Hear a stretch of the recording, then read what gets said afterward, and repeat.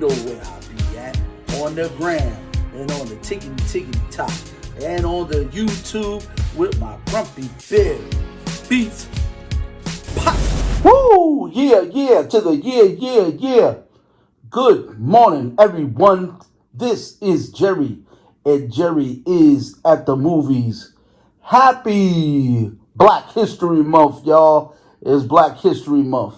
And of course, we have to big up all of the contributors to this society and to this planet Earth, according to African Americans and Black people and Africans and what have you. So I thought I would start off because of the fact that Michael will be dropping in April. I'm going to have a special edition about Michael Jackson in the coming future. And I got to work on that one. That's going to take me a minute because Michael Jackson is one of my favorite people in the entire world. It's a shame he's gone, but I have to do a special episode on Michael Jackson. But I thought I would give a side note, and bear with me on this one. So, just a brief story about my own little history on fathers. Fathers, you know what I'm saying? It's tough to be a son, and it's even more tougher to be a dad, especially with things that's going on in the world. There's not going on in the world, rather, what goes on in relationships, what goes on in marriages, and when people break up and when people get divorced. So, you know what I mean? My father was there in the beginning. He wasn't there too much in the middle. And he is here now, you know, at this later stage in my life. Growing up, I had a really tough time just forgiving him for being absent. And, you know, that's what happens. You know what I mean? Like, that's what happens in a you know, when people break up and, you know what I mean, there's divorces and things of, you know, that nature. So, I thought I would give a special shout out to someone that growing up, I did not like this man because I was just like everybody else. You know. He abused his kids. You know what I mean? He abused Michael, and Michael was my favorite. So I just went along with what was heard. But when I got a little older, I started to think you gotta put yourself in this man's shoes. Joseph Walter Jackson, an American talent manager and a patriarch of the Jackson family of entertainers. He was inducted in the Rhythm and Blues Hall of Fame. He was, and rightfully so. So, Joseph Walter Jackson was born in Fountain Hill, Arkansas. We're going to get to that in a second. July 26, 1928. Or July 26, 1929. Okay, they don't really know. They don't. His parents, you know what I mean, Crystal Lee and Samuel Joseph Jackson. His father was a teacher. Jackson was the eldest of 5 children. Okay.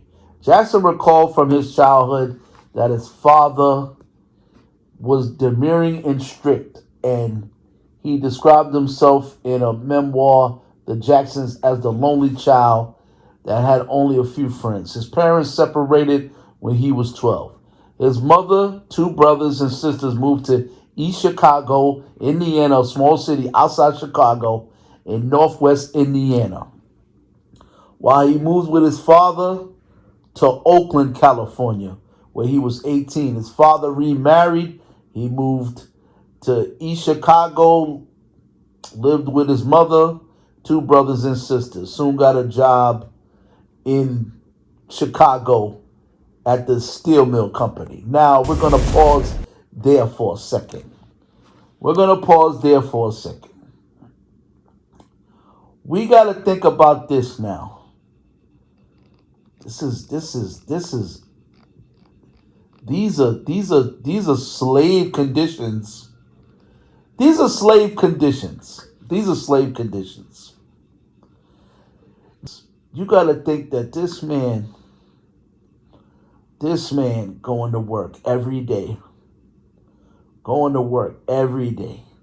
slaving, looking at the counterparts, looking at his Caucasian counterparts, and just like, there's just got to be a better way. There's have to be a better way. I'm just thinking in terms of a father that has a lot of children at home, and he just decides, we can't be like this. We just can't live like this. We cannot possibly live like this.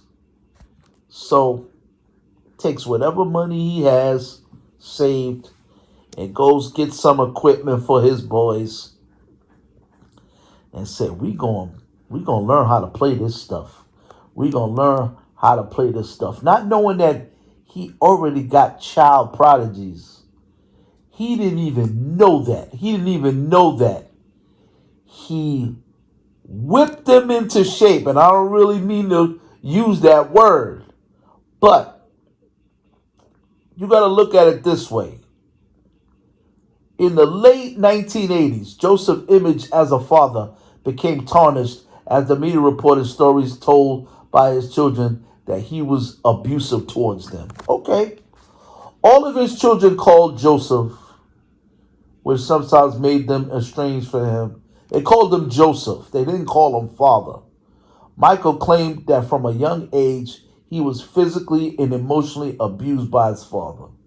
And during, rehearsals, whippings, and name calling, but also said his father's strict discipline played a large part in his success. Bam! We're going to pause there. We're going to pause there.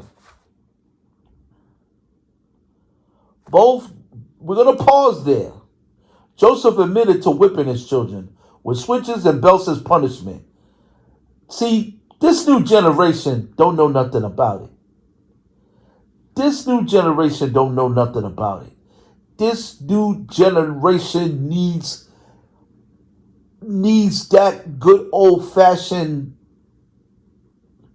without Joe, you know what I mean? Like, without a father like that. And this is a shout out to all of the single mothers out there. Without a father, your son is lost. It is a miracle from God that I was able to make it as far as I did growing up. And shout out to my mother and shout out to my grandmother. May they rest in peace, because they did the best that they could.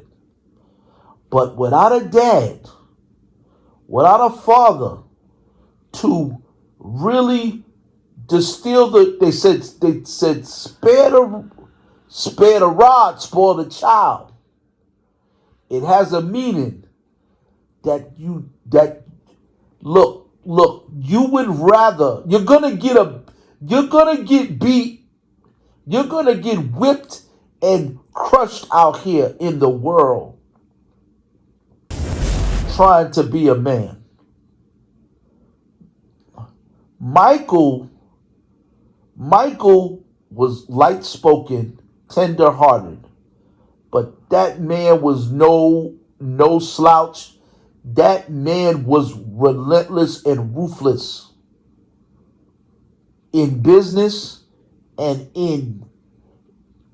he would win an award for something and really said, that's nothing, because that wasn't even my goal. Those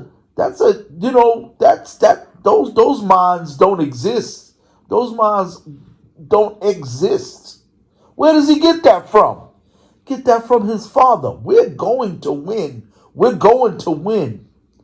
Both Joe and Catherine has denied the characterization of abuse.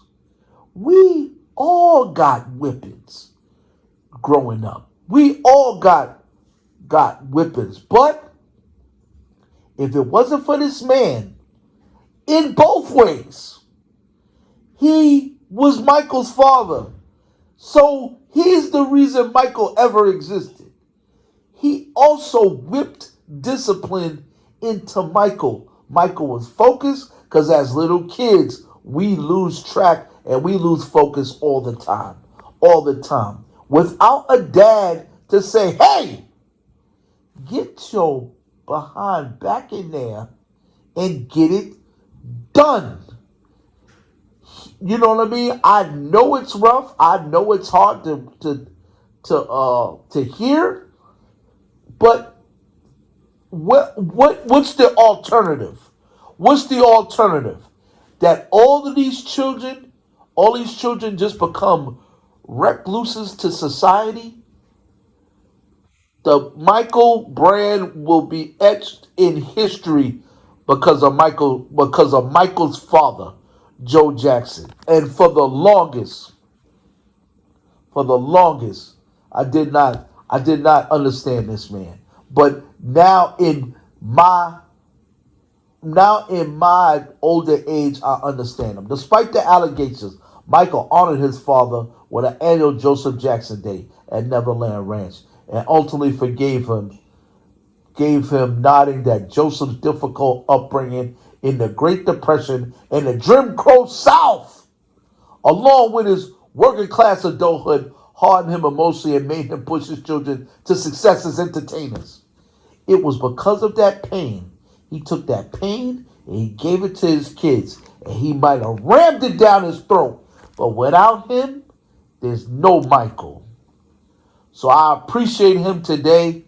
I know, you know what I'm saying? Like, we weren't there. So we can't, but some men are not apologetic. They're not going to apologize. I'm not going to apologize for putting my kids where they were supposed to be at. You know, and I know it's rough. I know it's tough to hear. You know what I mean? People don't like the word beating and whipping, but he whipped them kids into shape. And that's it. That's all I got to say about that. Happy Black History Month to Joe Jackson. May he rest in peace. May you rest with your son. I'm glad that Michael did forgive you because Michael he never badmouthed his dad in public. He said, yes, he was hard on me. Yes, he did, whip me. And yes, I was hurt emotionally. And yes, I wish I had a great, great relationship with my dad. But he's the reason for all the success. And that's all the time we have. Tune in for another episode of Jerry is at the Movies. Happy Black History Month to all the black people and all the African Americans and all the Africans in the world, the indigenous people that are the maker, the owner, and the cream of the planet Earth. And as Jerry is at the movies, Vanglorious. So what are you watching?